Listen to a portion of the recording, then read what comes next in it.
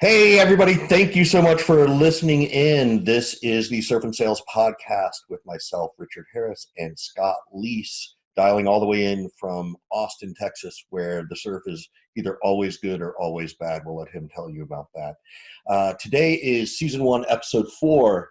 In Episode 3, we talked a lot about interviewing, whether you are on the management side or on the rep side. And technically, you could use that regardless of whether you're in sales. It's a good interviewing, a lot of good interviewing tips.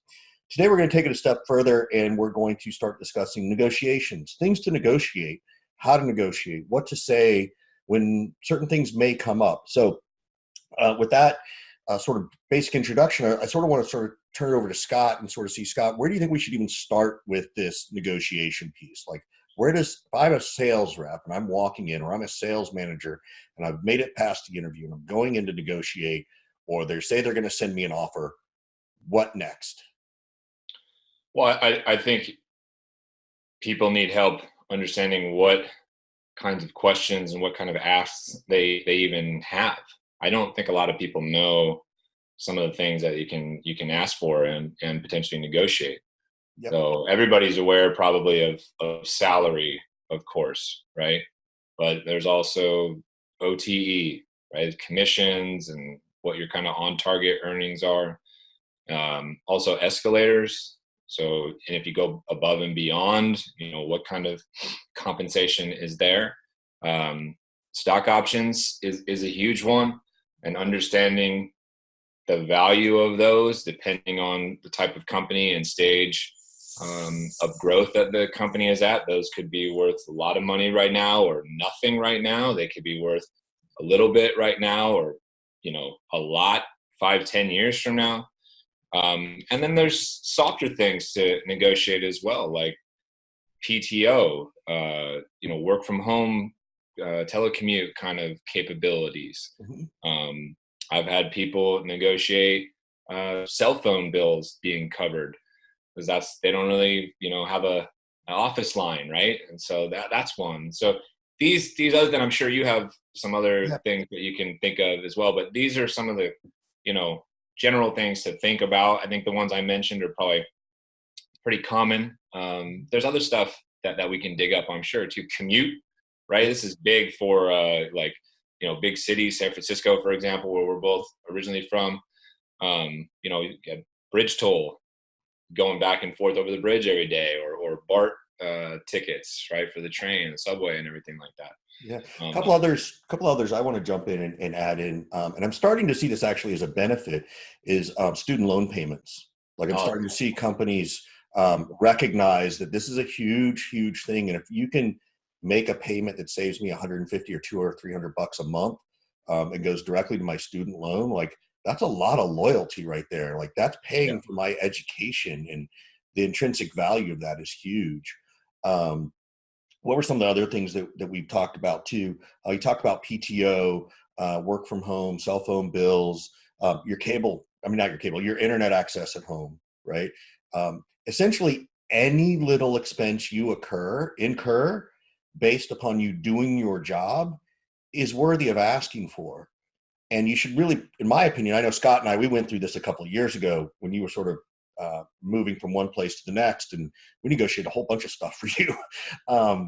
Some of them are throwaways. Sometimes you ask for the cell phone bill knowing that you're not going to get it, but maybe they give you the extra PTO time and you decide not to take the cell phone bill, right? Like I call them throwaways. Ask for everything, right?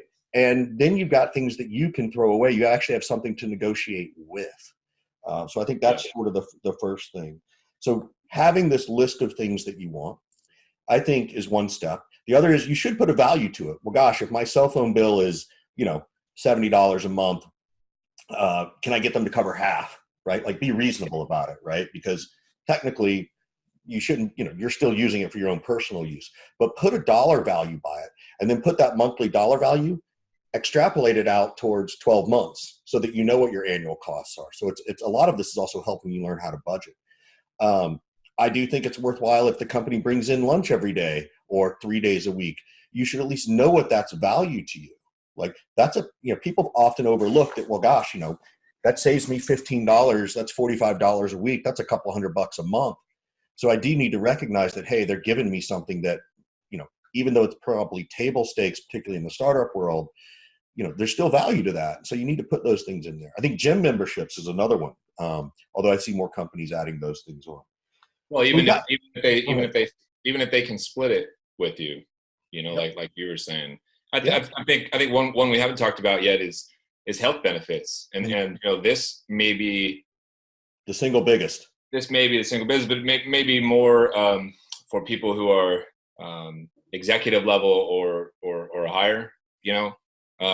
Getting half or all of your medical stuff covered, right? Or relocation.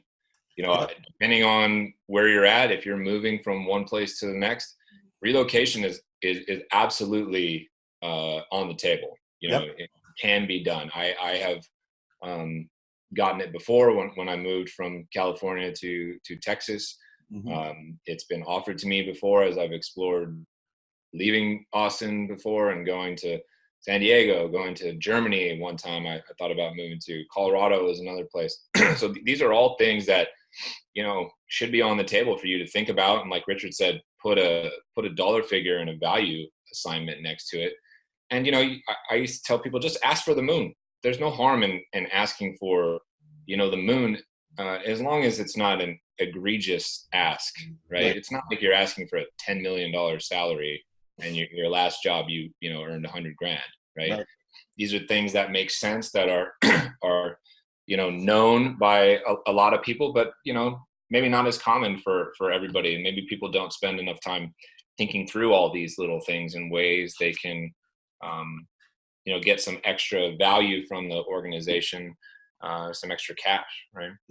Yeah, no, I totally agree. I think the other thing I would tell people to do is go look and see what people are putting on their About Us page or their, jobs page. See what kind of benefits they're offering, even if it's the competitor of the person you're interviewing with, right? Why wouldn't I want to go see what they're offering? If I'm this far down the road with one, I could probably negotiate something on the competitor.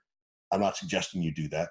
That can be seen rude, but you should at least go see what benefits the other person's offering so that you can compare apples to apples, or go to big companies and see what they're offering, or just keep doing research. Google, best negotiation benefits or something like that. Like, keep looking for this stuff, because Scott and I sort of figured it out the hard way of, like, I remember when Scott was moving to Austin, and I was like, dude, you should negotiate that you're going to work from from your family lake house, for 2 weeks or a month out of the year. Right.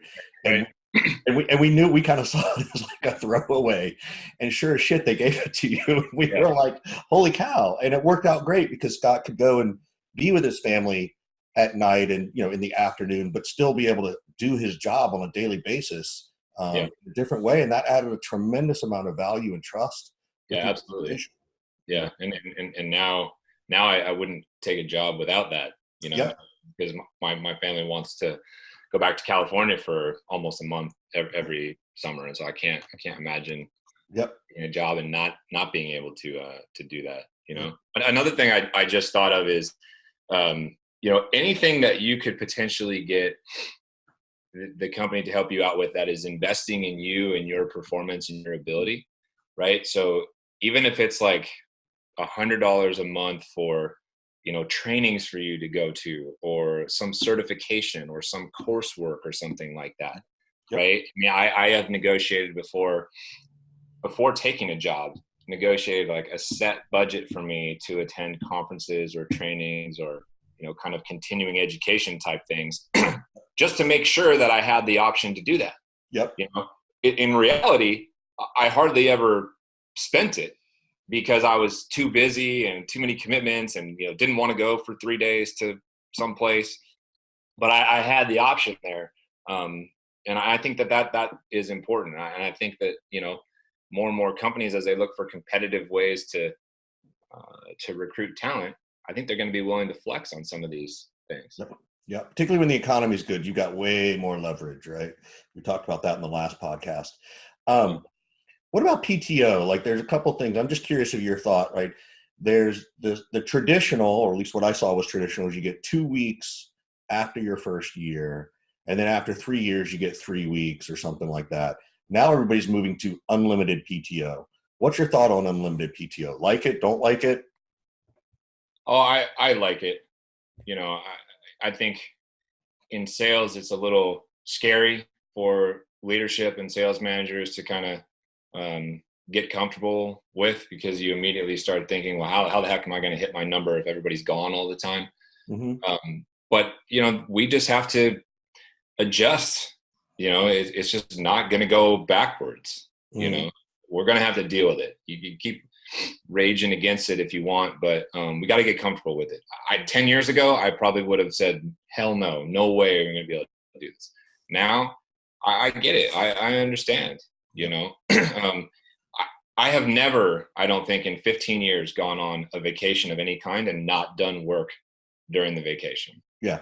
So, like, why squabble about it? Why harass me about it? Why give me grief? Right. And I think that there's a lot of comfort and value there. And you know as well as I do, there's all sorts of data out there that says people end up taking less PTO when they have unlimited PTO. Right. So I'm in favor of it. I just think it eliminates a lot of busy work. There's a lot of back end work, like tracking PTO and hours and all this stuff. You don't have to deal with that. Right. And eliminates kind of some painful conversations sometimes where it's, you know, I have to say to Richard, no, you know, I don't think you can go on that trip. And then we got a conflict going back and forth and you're bitter. And, you know, in the recruiting wars of today, like if you go to a company and they offer 2 weeks PTO, that's starting to feel pretty light. You know, I don't think we're France or Sweden yet, where you've got, you know, 3 to 5 months every single year of PTO. The month of August. Yeah. But 2 weeks feels pretty light now, you know. Somewhere between 2 and 4 weeks, I think, is kind of the norm now. Or people are just unlimited, you know. That's what I think. So I want to dive into that a little bit, which is going to take us off the negotiation side. But I do want to, you know, make a suggestion to people. If you're working with people who are, whether it's unlimited PTO or you have to sort of earn, you know, you have to accrue your PTO so that by the end of the first year you have 2 weeks. Like there's different ways to do it. One of my favorite things to do is to tell people to negotiate a week of PTO about 90 days in, right? And it actually doesn't even have to be P, right? Like it can just be time off. You could just say, you know, I've got this family thing that before I took this job, you know, I've already committed to some reunion, and it allows you to build in a little bit of a buffer so that you can go take a break 90 days in or 6 months in, and you're doing it ahead of time. You can play the game and say, you know, will that be covered? Or you could say, look, you know what, you don't even have to pay me for it. It's just a family commitment that I've got to make. And I have to be there for it. And it's, for me, I think it's really good because so many times we come in and we grind out and we almost burn out so early that to just have that one thing to look forward to is a really, really smart thing to do. It's a little bit more old school. It works a lot better when you don't get your PTO time until after you've been there a year. I'm like, I'm not going to work anywhere for a year before I take a vacation. Like, I'm sorry. Like, that's just, you know, terrible. And it should be a red flag in the negotiation process. But get it worked out before you sign up. I think it's an important thing, whether it's paid or not paid is a great thing. I've never sort of, I've never denied somebody who has come to me and said, hey, just FYI, like I already have this trip to Europe 4 months. Like, that's fine. Like, right. You told me. Right. Exactly. They can't say no. Right. The only thing I'd be careful with, and this does give me pause, is, you know, when people say like they've got a trip planned and it's like in the second or third week of yes. Right. Yep. I would very much advise people not to miss any time off at all if they can in the first 90 days. Yeah. At all. I agree. Beyond that, you know, you've probably ramped by then, you've acclimated, you've established some relationships and some form of trust. Then there's no problem. You know, you've got something planned or you want to go somewhere, take a little pause. I think that's fine. But in the first 90 days, it's so critical, I think. Yep. Really try not to miss time. I mean, I've had people who say, well, you know, I can start on, you know, November 1st, but I've got a 3-day trip on, you know, November 8th, 9th, and 10th. And I've said to those people, well, let's just start you later. Let's just start after your trip. I think it's really, really tough on everybody to kind of get somebody in, start, and the next thing you know, they're gone for a week, right? So I would, that's my caveat to your. Yeah, I completely agree with you 100%. I absolutely agree. I want to dive in for a second, and I know we're talking about negotiations, but you brought up something where you talked about the mindset, right? And you talked about this mindset of unlimited PTO. What are some of the things that you've seen successful reps do when they're going on PTO, and to sort of avoid that lull, right? You're not there for a week where you're not smiling and dialing. You're not, your pipeline might take a hit, right? What are some of the things that you've seen successful reps do to help prevent that? Whether it's overperformance, whether it's scheduling something through a sales loft or an outreach so that at least some emails are going out. Like, any suggestions you have for people who are weary of taking that time off, as you suggested? Well, the first suggestion I have is to kind of cut the cord and stop feeling guilty or beating yourself up for wanting to take some time off or needing to take some time off. We all have to decompress at some point in time, right? But look, I just said I haven't taken a vacation and not done any work like ever, right? But for me, at least, decompression is I get on a plane, I go to, Nicaragua for a week, I go surf, and I do a little bit of work. That's decompression for me. Yep. I don't need to unplug 24 hours a day to get relief. And I think that people should understand they can still go and take this trip and do a couple things. Make sure that, like you said, their cadences are going out, or make sure that the email they're responding to people. That doesn't take more than 30 minutes a day, right? That doesn't seem like a big deal to me. Yeah. And I think top reps, and just kind of the top 1% of operators and performers, that's what they do. And your pipeline is going to take some amount of hit. So you're always baking that into the equation. Like if my normal pipeline is I need 10 opportunities a week, right? But I'm going to be gone 1 week. Well, I need 40 for the month. So, the first 3 weeks, I got to get more than, 10. I got to get 13 something, right? And so you build that in. You time the seasonality appropriately. So, for example, the dead zone between Christmas and New Year's, some people, this is a pain point of mine, but some people are asked to go into the office during that period of time. Well, that's a perfect time to take PTO. Yep. Right? Or even this week here of Thanksgiving. Or if you've got big seasonality where, like, in the real estate industry, the summer is difficult. So the summer might be a good time to take some time off. Like, don't take time off during the busy season and the rush in your industry. Time it with, a lull, right? Time it with the end of a quarter. See if you can blow your number out before the end of a quarter. Yep. These kind of things I've seen people be successful with. Yeah, I think the one thing that you really said at the very beginning, which is, you got to give yourself permission, right? Give yourself permission to feel less guilty about taking time for yourself, because it's so important, right? Like, that's really, really important. If you're not sure what you should be doing and you feel like you need to work, then you should definitely be coming to Surf and Sales at the end of February. This is the Surf and Sales podcast. So, at the end of February in 2020, we're doing our next event. Feel free to check it out at surfandsales.com. Shameless plug, but we're allowed to do that. It's our podcast. Let's come back out of that. That was a little bit of a rabbit hole, and I appreciate it because I think people need to hear it.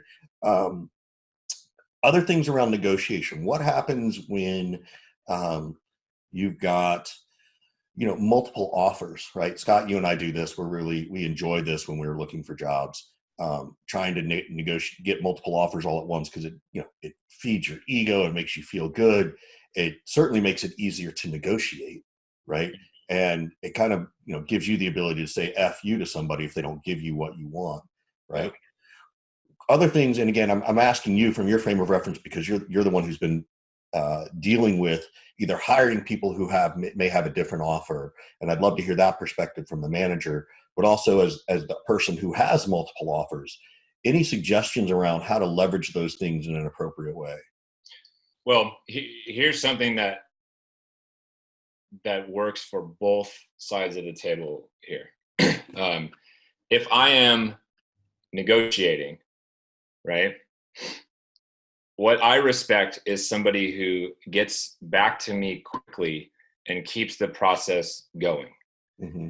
And as somebody who is on the other side of the table and I'm trying to hire you and I'm trying to negotiate you in, I got to move fast. What I don't like, and what I think a ton of founders in particular, and and some hiring managers and recruiting departments, I think where people screw up is they take forever. You take forever to get back to somebody.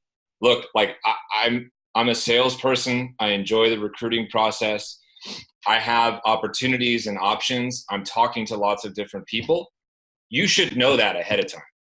You should already know that. I shouldn't have to explain that to you, right? If I'm as good as I say I am, you know that I've got things going on. So what's the competitive advantage? The competitive advantage is to move faster, right? To be decisive and move faster. Nothing will kill a sales cycle in recruiting, in my opinion, more than you just taking too long to get back to me. That's just sales in general, right? I'm telling you, in the recruiting process, people screw this up all the time, right? They take too long to push forward with the next steps. And because it's a part of sales, I think salespeople view that as somebody who doesn't know what they're doing. And that's a red flag. It's like, if you're taking this long to negotiate with me and make a decision about hiring me, you're going to take this long to make any decision about anything. And I don't want to work with that. Agreed. Totally agreed. And I think that people should pay attention to that and really, make that part of the vetting process. Yep. Right. Yep. And so I don't know that I need to, I don't go into my conversations with people and kind of throw it in their face like, hey, I've got this opportunity over here. I don't think you need to do that. Right. I think the assumption should be, I am valuable. I'm a valuable commodity on the market. I feel that way. You hopefully feel that way. Because of that, you should know that I've been talking to other people and I don't have all my eggs in just this one basket. And so we should both negotiate in good faith as quickly as possible, right? Yep. And I think if you are the one trying to hire somebody, I think you should give them your best offer straight away. I don't want to I as much as I like negotiating and asking for things, like I don't want to go back and forth 20 times. Yeah. Right. I'm gonna tell you what I can offer you if I'm trying to hire you. And this is probably 95% all that I can do. Because I've already on the back end had this battle because I really want to get you in, and I've already talked to the CFO, and this is as much budget as I think I can get. Right. And if I'm interviewing, I'm going to ask for the moon, and I'm going to assume that your offer back to me is the best that you can do. So if it comes back and you're lowballing me and trying to do this back and you'll lose me, because I will just take it as nah, that's sorry, not good enough. Right. I'm going to go the direct. But that doesn't happen. You and I both know that, right? You and I both know that is the ideal. And I think you're right that should be your mindset going in, because it gives you emotional leverage so that you can feel good about yourself. But, that moment where you're like, well, I've already talked to my CFO. I'm like, oh, so you're not the ultimate decision maker. Well, let me talk to the CFO. That's where I want to sort of push my new boss, right? But again, I work for myself, so I can say this. Yeah, you have forgotten what it's like. Okay? Exactly. So please don't do that because Richard said so, please. Although I'll give you $10 if someone actually listens to this podcast and does it. I'll gladly buy you 2 cups of coffee just to see what happens. And particularly if it's someone you're starting to realize you don't want to work for anyway. So that's one thing. Let me ask you this. I've got 2 other good questions for us to discuss. One is, what about that person who is, you're trying to interview, you're interviewing, you've only got one offer so far, right? And all of a sudden they turn around and they go to somebody else, right? It's a huge, this whole thing, this is like Vegas, right? You're kind of all in on this one offer. And I know that we all know not to be, but sometimes the situation changes. Any advice for, and I'm thinking particularly of the reps, I'm particularly thinking of the reps where they're like, oh, I really wanted that company. Even if I have 2 or 3 offers, I really wanted that one. And you don't get that one, right? What advice do you give to people who are, they get down, right? Which they should. They should be allowed to feel bummed and upset and those kinds of things. Any thoughts around how you would coach someone like that? Well, I think everybody wants to get some feedback as to why they weren't selected. I know that can be really hard to get sometimes. People, there's a lot of ghosting, or a lot of, they don't want to hurt anybody's feelings, and it just kind of wasn't the right fit. So, but Right. if you can dig in and try to get actual constructive criticism, I think that's kind of the first place to start. Yeah. And I just think that a lot of times we don't get what we want, and what we don't realize is that something better is coming, and there's a reason for it. And whether that sounds hokey or spiritual or faith-based or whatever, I mean, that's just the way that these things sometimes work out, and you got to keep fighting, and you got to pick yourself up and keep going at it and learn from the experience. So, if you had this one opportunity, like, you got to learn from that. And we've already talked about this, but like, you can't do that. You can't only have one opportunity there. Right. And so what did you need? What could you have done different to have more? Yep. How did you get into that company? Did you blind apply and like make your way kind of through the process?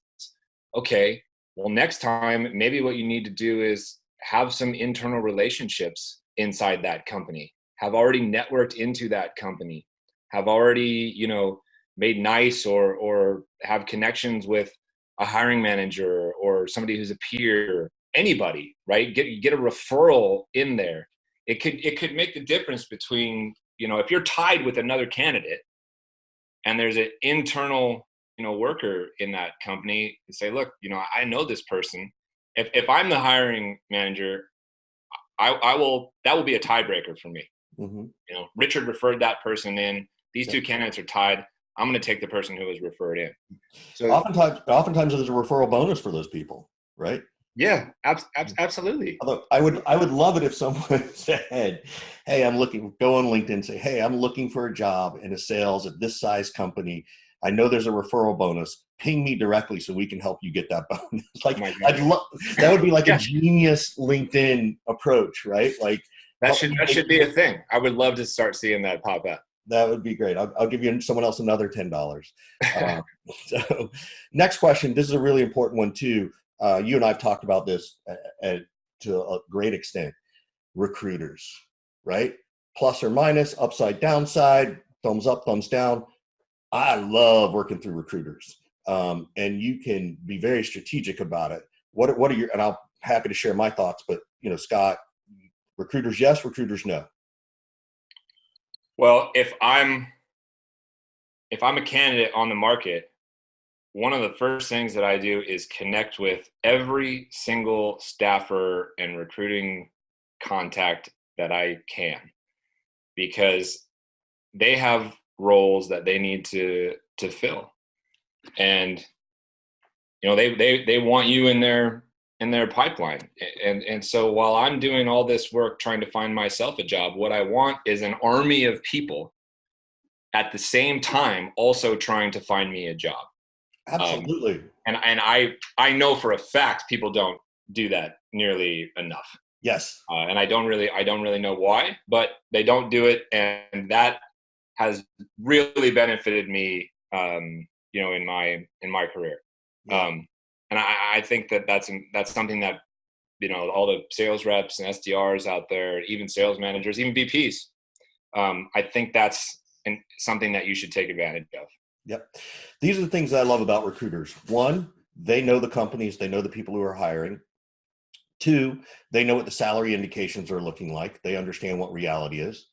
Three, they can hopefully give you some tips on your resume, your LinkedIn profile.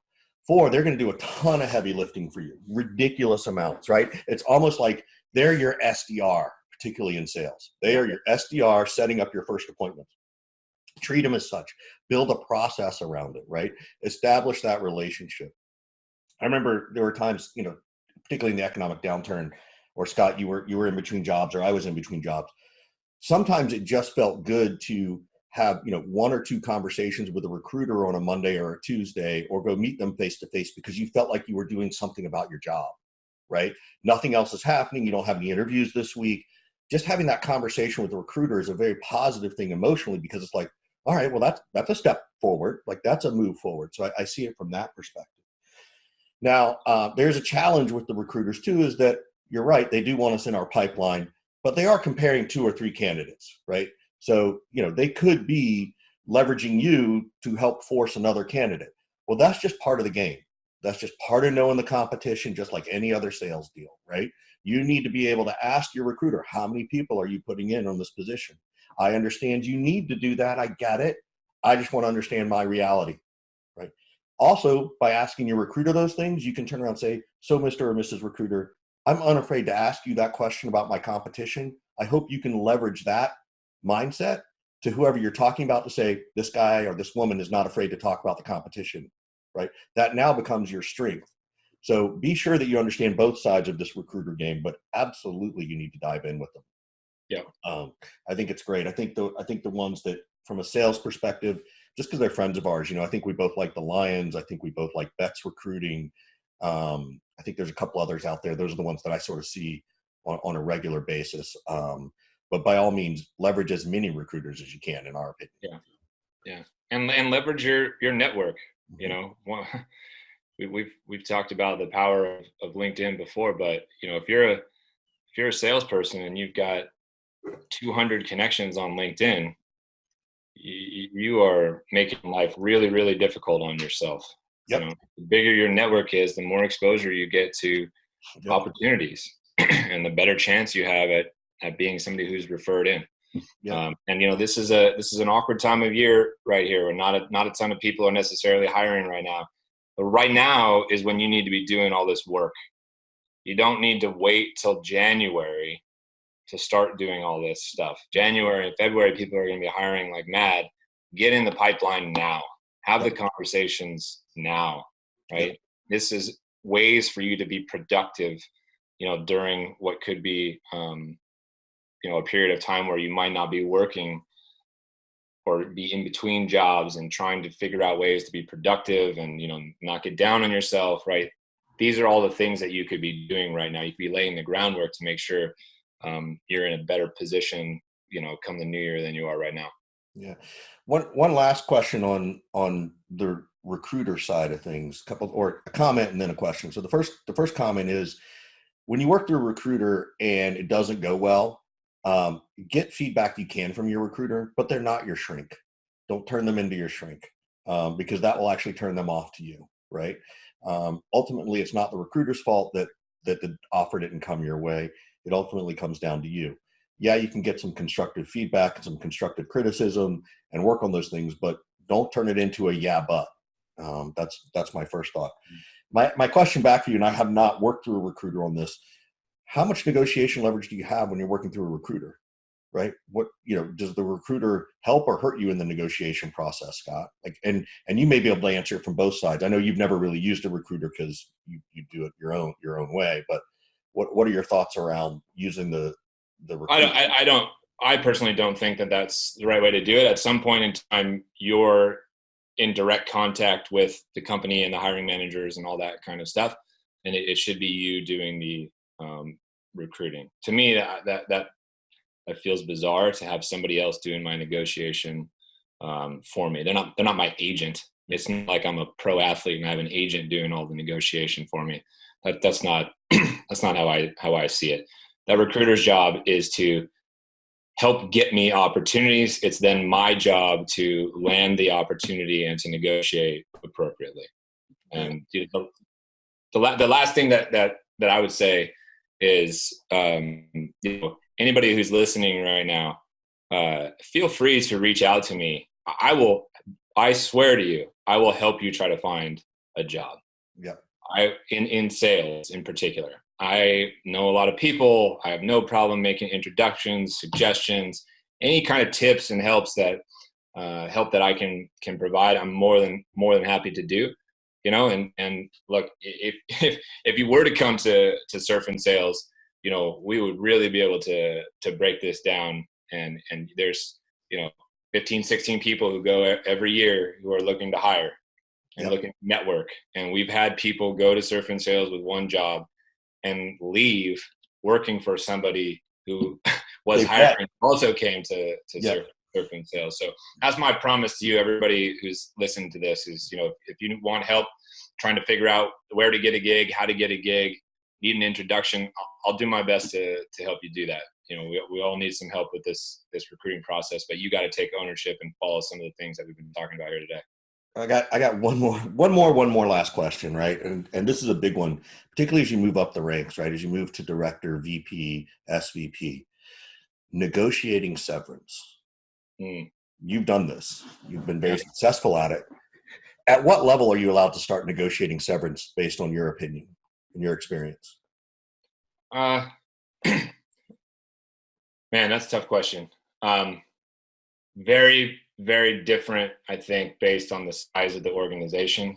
If it is a big, huge company, publicly traded kind of company, I don't think there's a problem, at an account executive level, negotiating some kind of severance, or at least understanding what their policy is, and what they've historically done. I think it's important.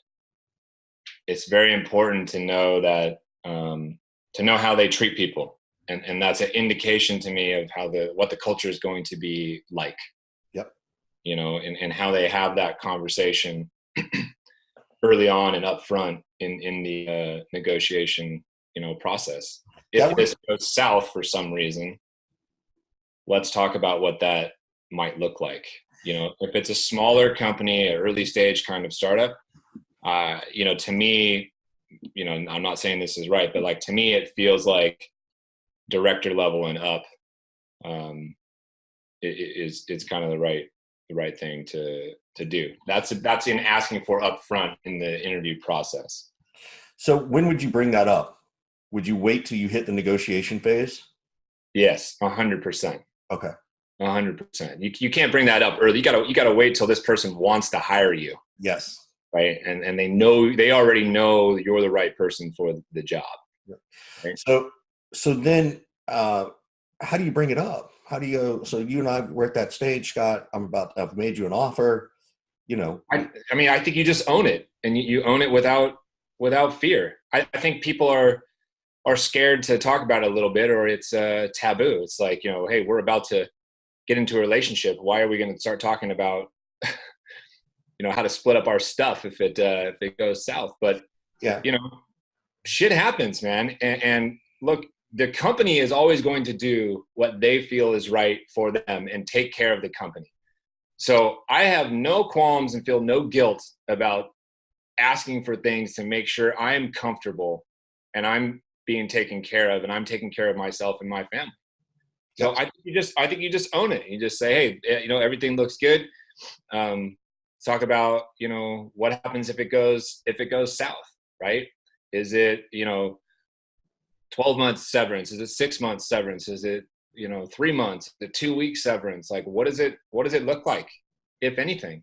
And again, to me, it's not planning an exit, or like already agreeing that we're not going to work out. It's just, I'm doing what I need to do to feel as comfortable and secure and motivated as possible to go in there and work for you. And if I'm not offered these things, that to me is an indication of the culture and the type of company and the type of person that I'm going to be going to work for. And that would give me pause. I would kind of say it that way. I would probably frame it and sort of use a visualization technique, and just particularly if I happen to notice the other person's married, and I'd probably say, just out of curiosity, what do you think about prenuptial agreements? Right? Because that's what you're negotiating, right? You're like, look, we're both going into this relationship, falling in love, loving each other, but the data, is worse for salespeople than it is for marriages, right? Like that, we need to, and we should at least have an open dialogue about it. And I think that's how I would probably, I just want to have an open dialogue about this. You know, we're both going into this eyes wide open. We're also both not naive and stupid enough to know that every relationship works out. So I'd like to talk about a prenup, right? And it will probably catch your manager off guard, but you're telling it in a story that they can relate to, that they absolutely can understand. And even if they turn around and say, well, we don't do that, it's like, I wouldn't even say, okay. I'd probably go, oh, just out of curiosity, what prevents that? You know, I'd want to know more about the culture. I'd put more defense on them. I'd use that in a negotiation where you say, oh, that's interesting because, you know, maybe it's a red flag about your culture. Now you got to decide if you want this job bad enough and if you want to be as big of a jerk as I like to be. But, you know, those are the things that are going through my mind. How you turn around and soften the blow and how you say it. That's usually why I ask Scott, because he's pretty good at it. So he's better than me. Well, this is again why you want to have lots of options on the table. And you know, I would not be feel the need to be as blunt as Richard, but it would be a red flag to me. Yep. You know, if I have a couple offers on the table and I've laid them out side by side, right? And I know that a VP of sales tenure is 15 to 18 months, mm-hmm. and company A has offered me, you know, some type of severance if it doesn't work out for some reason, and company B does not, it's tipping the scales. Right. Tipping the scales. There's opportunity cost to me to go work for you. I could be working for somebody else. If it doesn't work out, I'm in the lurch and I got to go scramble and find a new gig. Like, you know, it's not a lot of money in the grand scheme of things to take care of somebody for a little bit to help them bridge the gap before they go do something next. And I think that small gesture says a lot about the people at the top and the culture of the company. And again, if somebody's not offering that, I'm not sure that in my role, I'm not going to work there, right? And you know, I think it's different for people at the size of the company and different stages of their career. But it's in this whole spirit of things to negotiate and think about. This is a data point for you and something to think about and consider. Yep. That's great. So I promise that's my last official question for this podcast. I think we've hammered this one out for almost an hour. So want to obviously thanks everybody for listening. We appreciate it. Be sure to check out surfandsales.com coming up in February. Come for yourself, make it a reward for one of your reps. We've even had people make it a reward for one of their customers. So we'd love to see you there and have you participate. So thank you again, everybody. And we will talk to you again next time. Thanks all. See you soon. See you soon. See you soon. See you soon. See you soon.